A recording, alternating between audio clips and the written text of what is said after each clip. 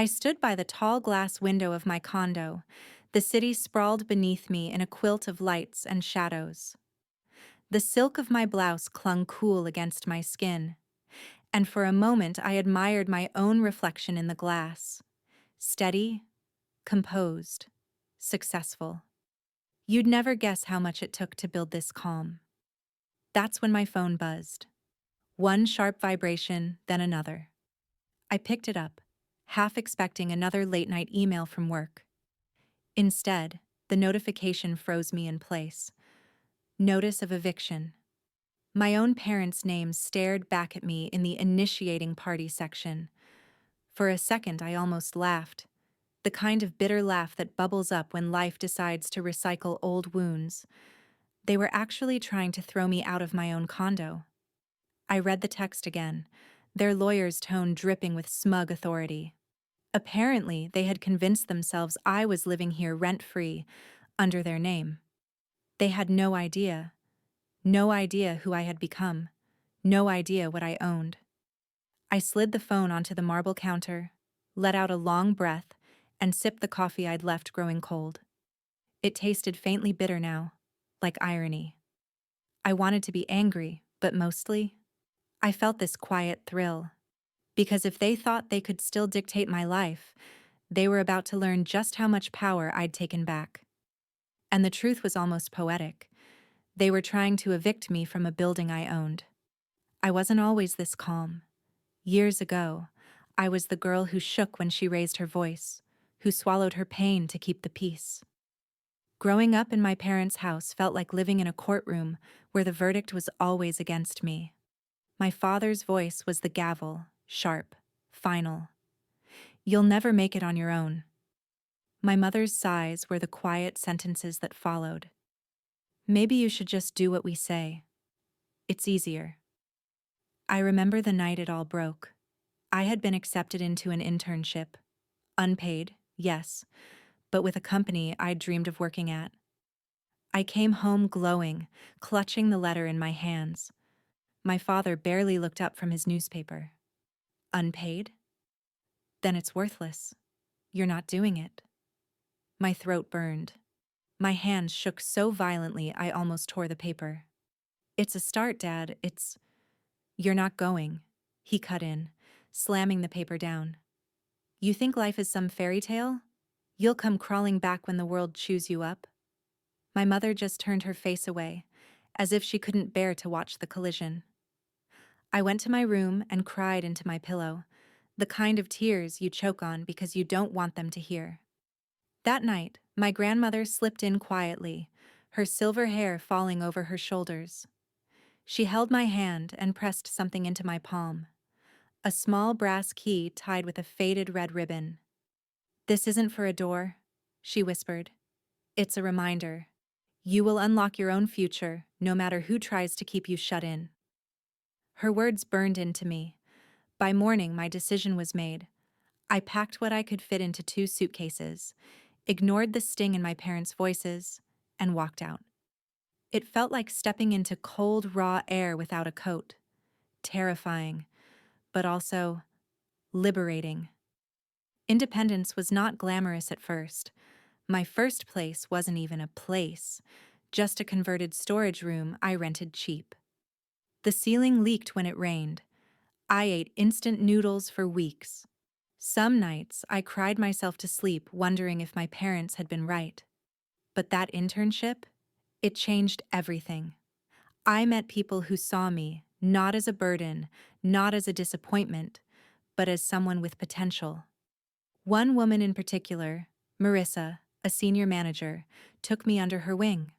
She was sharp, witty, the kind of woman who wore power like perfume. She saw through my timidness and said, "You've got a fire, kid. Stop hiding it." Under her guidance, I worked insane hours, learned every corner of the business, said yes to projects nobody else wanted.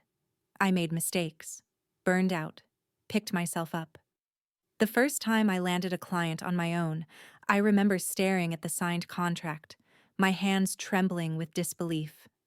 It was small money, barely enough to cover a month's rent, but it was mine. One step led to another. Freelance gigs turned into full-time roles, then partnerships, then, eventually, my own business. Years rolled by, and slowly, painfully, I built something real. When I bought my condo, this condo, I didn't tell my parents.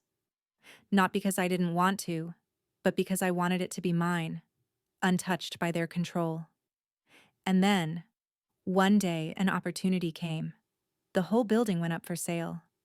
I almost laughed when the broker called. Me? Own an entire building? But I had saved. I had invested. I had connections now who believed in me, and I did it.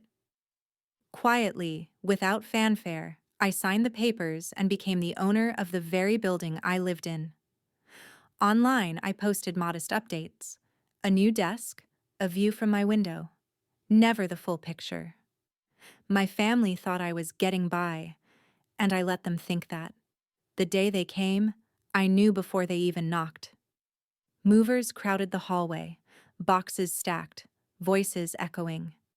I opened the door to see my parents standing there, my father smug, my mother stiffly silent. "We've decided it's time you moved on," my father announced, like a judge passing sentence. "This place isn't yours to stay in forever." I leaned against the doorframe, arms crossed, heart thudding but face calm. "Is that so?" He smirked. "The building management has already been informed. You'll be out by the end of the week." I almost pitied him in that moment. Almost. I stepped aside, letting them walk in. Their eyes flicked over the polished marble floors, the art on the walls, the quiet hum of success in every detail. They looked uncomfortable, as if the apartment itself betrayed the story they'd told themselves. "Nice," my mother muttered, her voice edged with something I couldn't name. I let the silence stretch until it felt heavy. Then I spoke. "Dad, Mom, do you know who you spoke to at building management?" My father waved a hand dismissively. "Doesn't matter. We've taken care of it." I smiled, slow, deliberate. "It matters, because they report to me." He frowned. "What are you talking about?" I reached into the drawer, pulled out the deed, and laid it flat on the table between us. Their eyes darted across the paper, confusion giving way to disbelief. "I don't just live here," I said softly. "I own the entire building." The silence that followed was almost sweet. My father's face drained of color. My mother's hand trembled as she reached for the paper. "You own it?" she whispered. "Yes." I held her gaze. "Every floor, every unit, including this one." For once, my father had no words. The man who always had the last say could only stand there, choking on his own silence. It was the moment I had dreamed of and dreaded all at once. Power is a strange thing. It's not the shouting, the threats, the fists on the table. True power is quiet, controlled.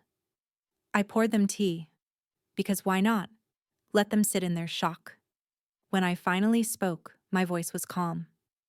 "You tried to evict me from my own home. Do you know how cruel that is?" My mother's eyes glistened. My father looked away. "I could throw you out right now," I said. "But I won't. Because I've learned something. Revenge doesn't heal. Conditions do. I laid them out. One by one. For you, Dad. Stop trying to control everyone. Learn to trust. If you want to be in my life, you can't treat me like a child you can order around." He opened his mouth, then closed it. For once, he listened. "For you, Mom. Stop silencing yourself. I want to see you live for you. Not just in Dad's shadow. You always loved painting. Start again." Tears rolled down her cheeks. "And if either of you want a relationship with me, it has to be built on respect. Not conditions. Not threats." The words hung between us like a verdict. But this time, I was the judge. Change doesn't happen overnight. But that night, something cracked. My father's shoulders sagged in a way I'd never seen before. My mother squeezed my hand, whispering, "Maybe, maybe I will paint again." It wasn't a perfect ending, but it was a start. Later, when they left, I sat alone at my window again. The city still glowed beneath me. I reached into my drawer and pulled out that small brass key with the faded red ribbon, my grandmother's gift. I turned it over in my hand, smiling through tears. She had been right. I had unlocked my future. And as the night settled, I whispered to myself, the final truth, the one I wanted the world to hear. They tried to evict me from my own condo, but they forgot who owned the building.